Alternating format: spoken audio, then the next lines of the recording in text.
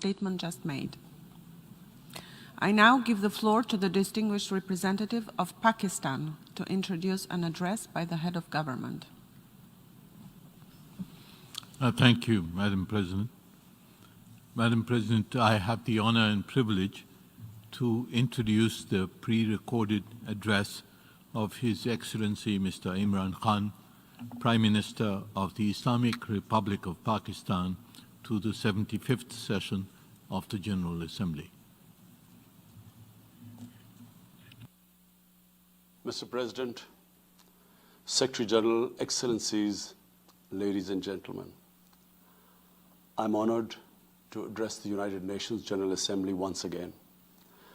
I congratulate His Excellency Mr. Volkan Bozkır on his election as the President of the 75th session of the General Assembly. We also appreciate the skillful leadership of the outgoing President, His Excellency Tijani Mohammad Bande, especially during the COVID-19 crisis. We commend the leadership of the Secretary General in these extremely turbulent times. Mr. President, since my government assumed office, our consistent effort has been to fundamentally transform Pakistan. We envisage Naya Pakistan to be modeled on the principles of the state of Medina, established by a holy prophet, Muhammad sallallahu alaihi wasallam. A just and humane society where all government policies are directed at lifting our citizens out of poverty and creating a just and equitable dispensation. To achieve this goal, we need to have peace and stability. Thus, our foreign policy aims to have peace with our neighbors and settle disputes through dialogue. Mr. President, the 75th anniversary of the United Nations is an extremely important milestone, as this is the only body in the world that can help us achieve our goals of peace and stability in our neighborhood. This is also time for us to reflect whether, as the United Nations, we have been able to realize the promise we collectively made to our peoples. Today, the foundations of the world order, non-use of or threat of unilateral force, self-determination of peoples, the sovereign equality and territorial integrity of states, non-interference in their internal affairs, international cooperation, all these ideals are being systematically eroded. International agreements are being flouted and set aside. Renewed great power rivalries are leading to a new arms race. Conflicts are proliferating and intensifying. Military occupation, illegal annexations are suppressing the rights of human beings to self-determination.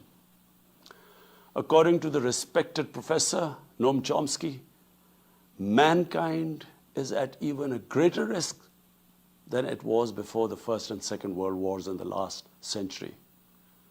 And this is because of the threat, increased threat of nuclear war, climate change, and sadly the rise of authoritarian regimes. We must come together to prevent such a catastrophe.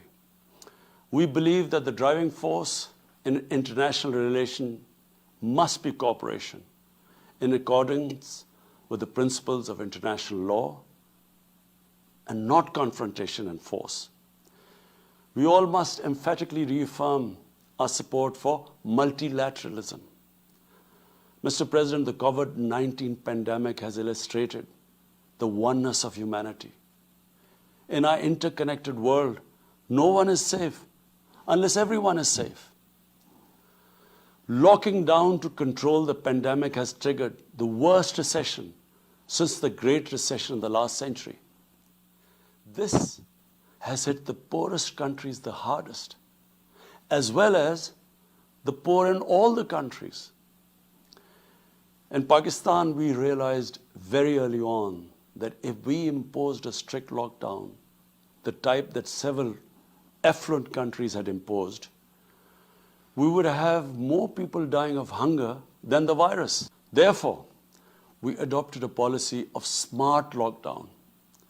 While concentrating on the hotspots, the virus hotspots, we opened up our agriculture sector immediately, and then followed it up by the construction sector, which employed most of the people.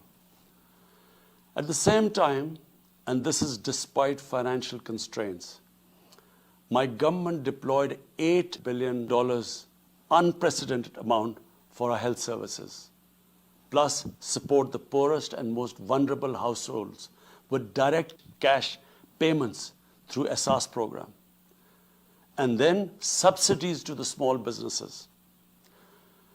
Even though our smart lockdown was heavily criticized in the beginning, but thanks to the Almighty Allah's grace, we have not only managed to control the virus, stabilize our economy, but most importantly, we have been able to protect the poorest segment of the society from the worst fallout of the lockdown. Today, Pakistan's response is cited among the success stories in controlling and responding to the pandemic. However, we are still not out of the woods, like no country is out of the woods today. But Mr. President, it was obvious from the outset that developing countries would need fiscal space to respond to and recover from the COVID crisis. Debt relief is one of the best ways to create that fiscal space for developing countries. Therefore, in early April, I called for a global initiative on debt relief. We appreciate the G20's official debt suspension initiative and the emergency and rapid financing offered by the IMF, World Bank, Asian Development Bank, and UN agencies. This, however, is not going to be enough. The IMF has estimated that developing countries will need over $2.5 trillion to respond and recover from the crisis. The official debt suspension will need to be extended and expanded. Additional debt relief measures will also be needed. Development banks should ensure adequate financial inflows. Rich countries have generated over $10 trillion to finance their own response and recovery. They should support the creation of at least $500 billion in new special drawing rights for the developing world.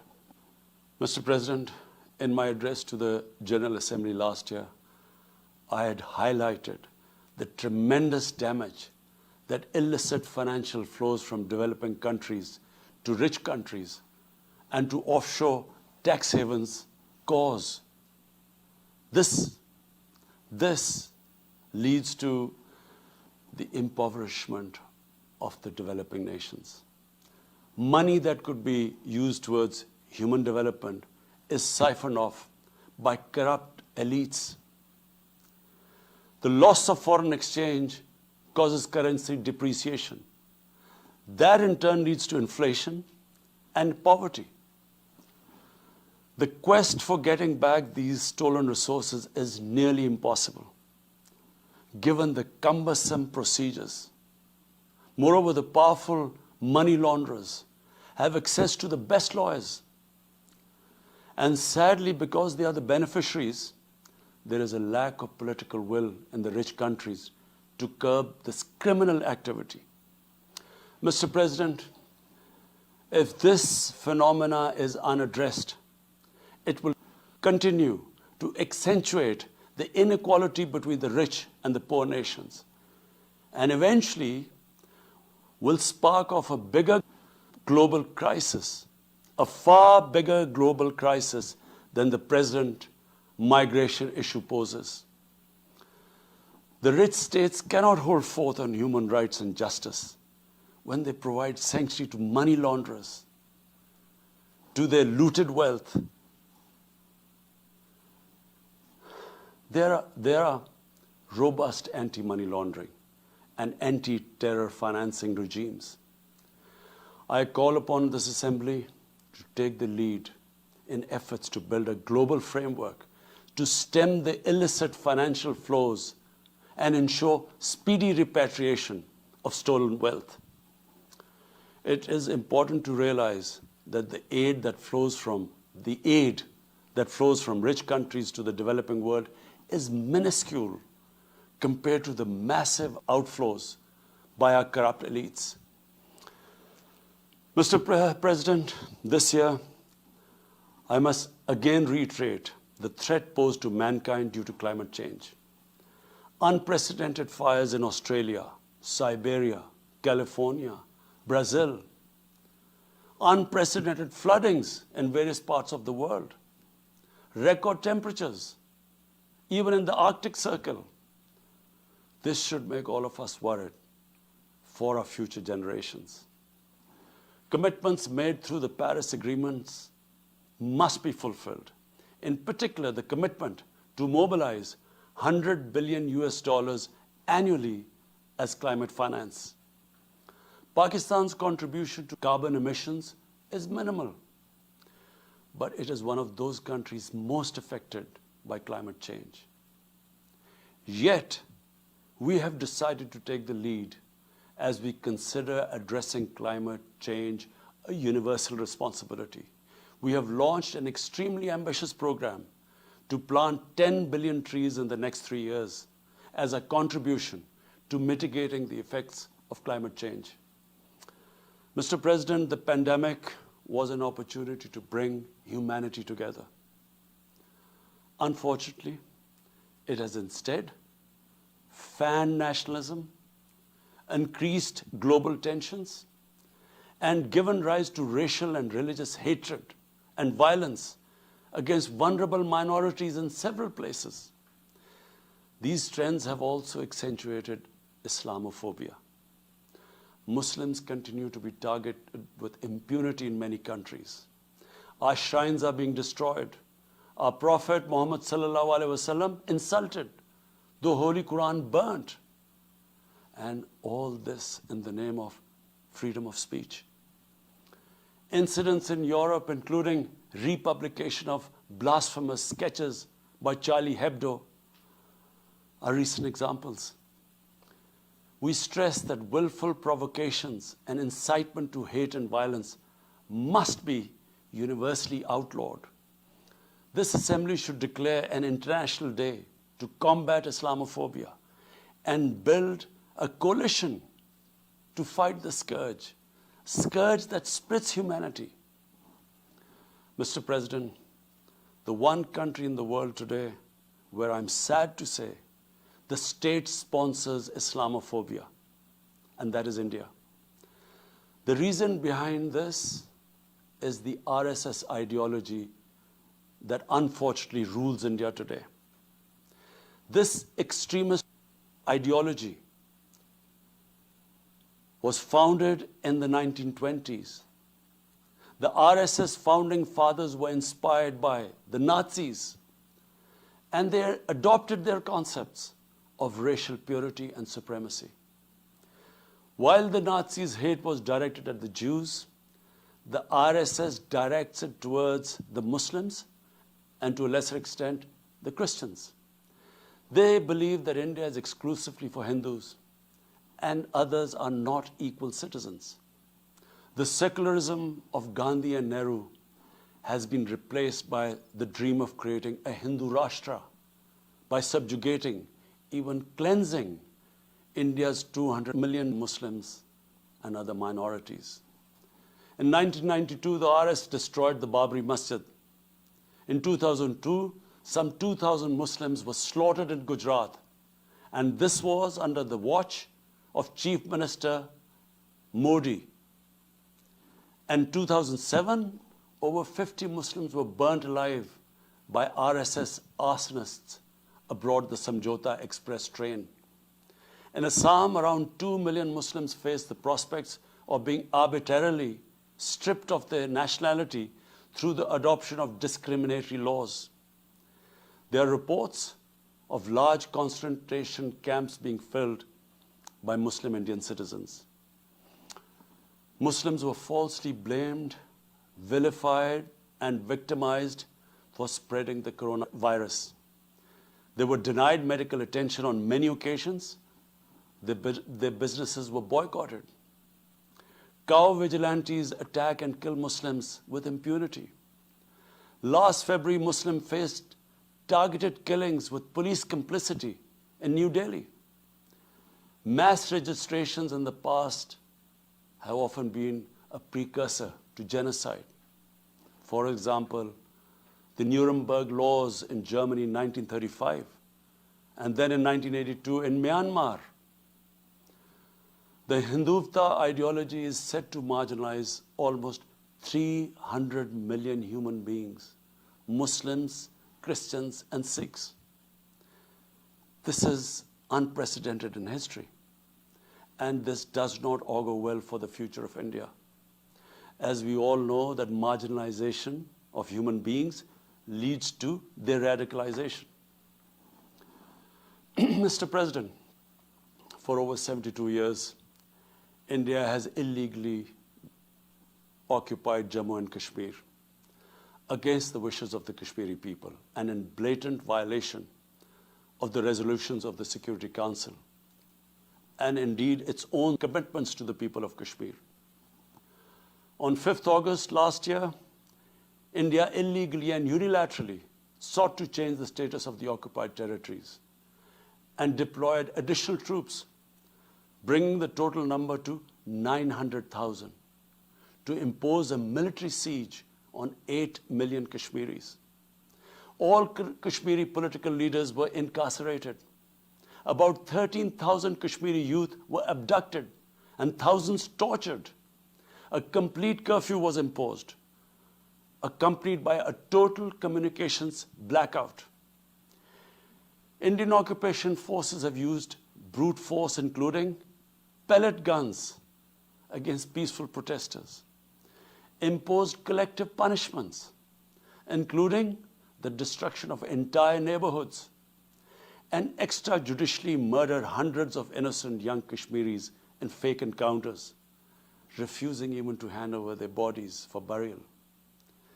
The Kashmiri media and those daring to raise their voice are being systematically harassed and intimidated through the use of draconian laws. All of this is well documented in the reports of the United Nations High Commissioner for Human Rights, communications from the Special Rapporteurs of Human Rights Council, statements from human rights and civil society organizations. The international community must investigate these grave violations and prosecute the Indian civil and military personnel involved in state terrorism and serious crimes against humanity being perpetrated, I'm sad to say, with complete impunity. The objective of this brutal campaign is to impose what the RSS BJP regime has itself called the final solution for Jammu and Kashmir. To this end, the military siege is being followed by moves to change the demographic structure of the occupied territory. This is an attempt to obliterate the distinct Kashmiri identity in order to effect the outcome of a plebiscite envisaged in the UN Security Council resolutions. This action is in violation of the UN Charter, Council resolutions, and international law, particularly the 4th Geneva Convention. Changing demographic structure of occupied territory is a war crime. Mr. President, the brave Kashmiri people will never submit to Indian occupation and oppression. Their struggle is indigenous. They are fighting for a just cause, and generation after generation have laid down their lives to rid themselves of Indian occupation. The government and people of Pakistan are committed to standing by and supporting the Kashmiri brothers and sisters in the legitimate struggle for self-determination. Mr. President, in order to divert attention from its illegal actions and atrocities in Indian-occupied Jammu and Kashmir, India is playing a dangerous game of upping the military ante against Pakistan in a nuclearized environment. Despite constant Indian provocations and ceasefire violations along the line of control and the working boundary, targeting innocent civilians, Pakistan has exercised maximum restraint. We have consistently sensitized the world community about a false flag operation and another ill-conceived misadventure by India. My parents, Mr. President, were born in the colonial India, and I was the first generation that grew up in an independent Pakistan. I want to make it clear that any attempt by the fascist, totalitarian, RSS-led Indian government to aggress against Pakistan will be met by a nation that will fight for its freedom to the end. Mr. President, there will be no durable peace and stability in South Asia until the Jammu and Kashmir dispute is resolved on the basis of international legitimacy. Kashmir has been rightly described as a nuclear flashpoint. The Security Council must prevent a disaster conflict and secure the implementation of its own resolutions, as it did in the case of East Timor. The Council has considered the situation in Jammu and Kashmir 3 times in the past year. It must take appropriate enforcement actions. It must also take steps to protect the Kashmiris from an impending genocide by India. Pakistan has always called for a peaceful solution. To this end, India must ascend. To reach this end, India must ascend the measures it has instituted since 5th August 2019, end its military siege and other gross human rights violation, and agree to resolve the Jammu and Kashmir dispute in accordance with the relevant UN Security Council resolutions, and of course, the wishes of the people of Kashmir. Mr. President, Pakistan's desire for peace in our region is also manifest in our efforts to promote a political solution in Afghanistan. I have consistently maintained over the past 2 decades that there is no military solution to the conflict in Afghanistan. The only way forward was and is a political settlement, which involves the full spectrum of Afghanistan's political actors. Pakistan fully facilitated the process that culminated in the US-Taliban peace agreement on 29 February 2020. Pakistan is deeply gratified that it has fulfilled its part of the responsibility. The Afghan leaders must now seize this historic opportunity to achieve reconciliation and restore peace in the war-torn country. Through the intra-Afghan negotiations that commenced on 12th of September, they must work out an inclusive, broad-based, and comprehensive political settlement. The process must be Afghan-led and Afghan-owned, and without any interference or outside influence. Early return of Afghan refugees must be part of this political solution. After almost 2 decades of war, it is imperative not to allow spoilers within and outside Afghanistan to subvert the peace process. Peace and stability in Afghanistan will open new opportunities for development and regional connectivity. Mr. President, Palestine remains a festering wound. A just and lasting settlement is indispensable for the Middle East and actually the world. Illegal annexations of Palestinian territory, the building of illegal settlements, and the imposition of inhuman living conditions on the Palestinian people, especially in Gaza, cannot bring peace to a troubled region.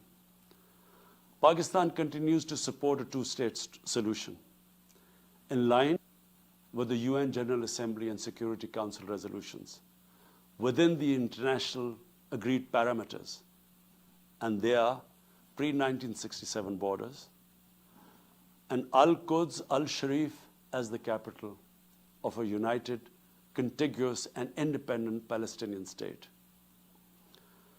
Mr. President, the United Nations remains the best legitimate avenue for collective action in managing international conflicts, fostering peace and security, promoting equitable development, and addressing global problems. I urge the Secretary General to take the lead in preventing global conflicts. He should convene summit-level meetings to address regional hotspots and resolve outstanding disputes. The United Nations should be made fully responsive to the challenges of our times. A comprehensive reform of the United Nations, including the Security Council, is essential to promote greater democracy, accountability, transparency, and efficiency. Pakistan will continue to participate actively in this process and endeavor with other member states to build a world where conflict is outlawed and equitable prosperity for all pursued in conditions of peace and security. I thank you.